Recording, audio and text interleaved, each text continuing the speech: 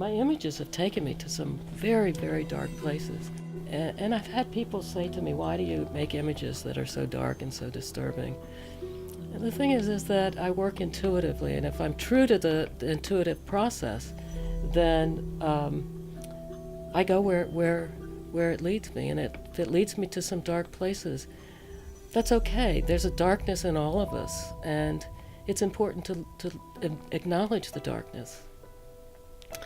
Carl Jung said, the neglected cat becomes a tiger. So in other words, if you don't look at this stuff, it grows and grows and becomes monstrous. So I really believe in following that intuition no matter where it leads us.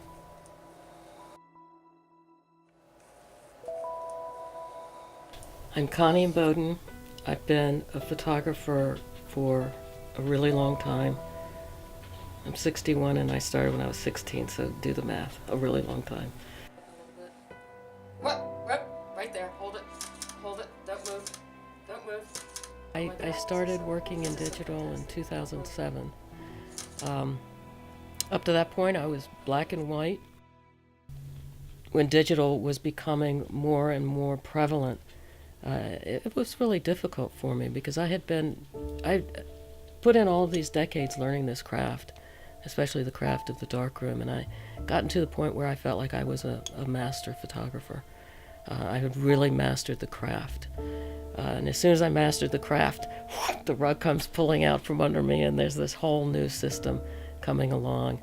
And it was really difficult. It was a really difficult transition. I think it took me about at least a year of feeling lost and feeling old and a has-been.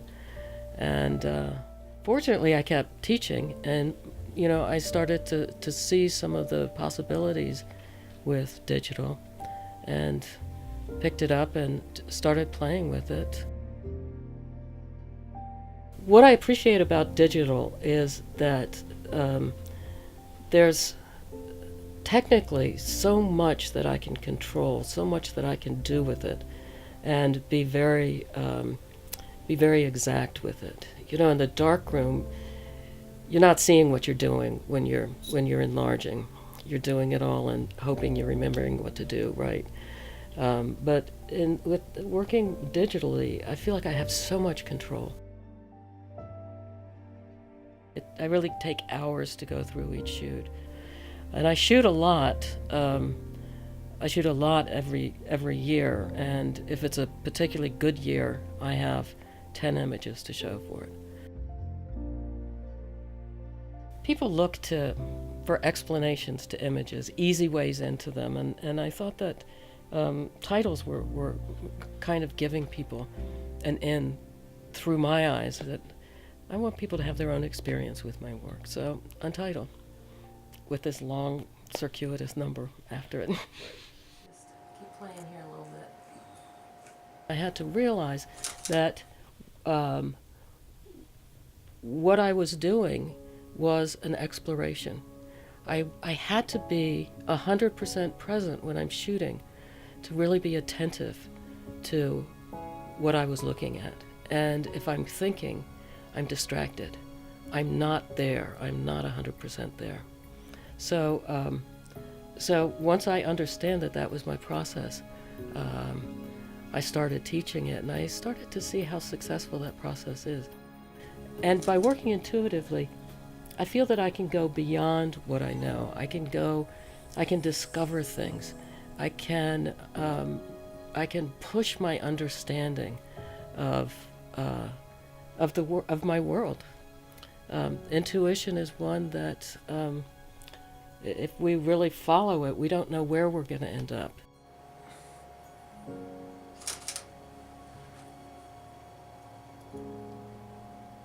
If I set out to make particular images, I think they'd be really trite and obvious.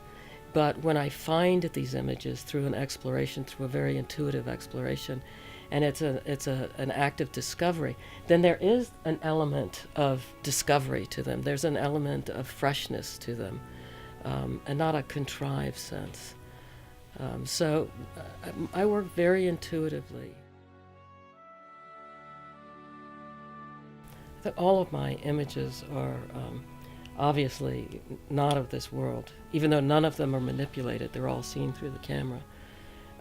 But they're not representative of things that exist. They're more metaphoric,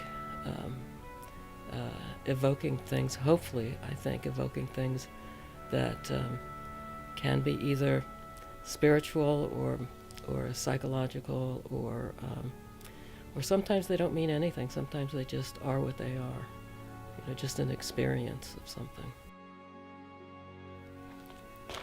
These are the self-portraits that I did when I was 17 at Maryland Institute. And I was just playing around. I took self-portraits, I cut them up, I cut it not quite in half, so it's not right through the nose, and I put this little picture of this little Connie inside of the cut here. And when I look at this image now, I just think that it's kind of remarkable that at 17 I had this idea of pulling apart my mask, which at the time I wore many different types of masks, but trying to be heterosexual, trying to be something that I'm not, and taking this mask, and then there's this little tiny Connie right in there. I thought that when I rediscovered this image, I thought it was so touching. I want my photographs to continue to speak to people. That would be my biggest hope. I put so much energy and effort into the process, and I don't mean the technical aspect of the process, but the developing the theory, the sort of the spirit behind the process. That I want that to be part of my legacy as well. The process that I'm talking about is that process of seeing intuitively, wanting the art world to come back to a point of really appreciating seeing, appreciate the approach of valuing the seeing process over the thinking process, the intuitive process over the conceptual.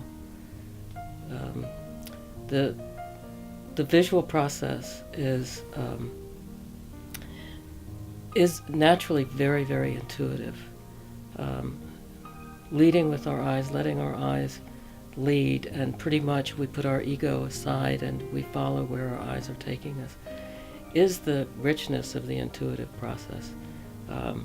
Keeping our minds out of it is a difficult thing to do, but as soon as we do that, then we're really on a very rich path. Joseph Campbell, the great 20th century mythologist, said, "The eyes are the scout of the heart." And I take that to mean that our eyes are really leading. If we let our eyes lead and we truly follow, it's like we bypass this stuff and we go right to this stuff. We go to the stuff that is the essence of who we are, the essence of what we are as human beings. And I think that's the most important thing. Art at its absolute best is a way for us to connect to each other, to connect to ourselves in very, very rich ways that actually go beyond words. So, I guess to sum it up, I would like my photographs to carry on. That's the most important thing to me.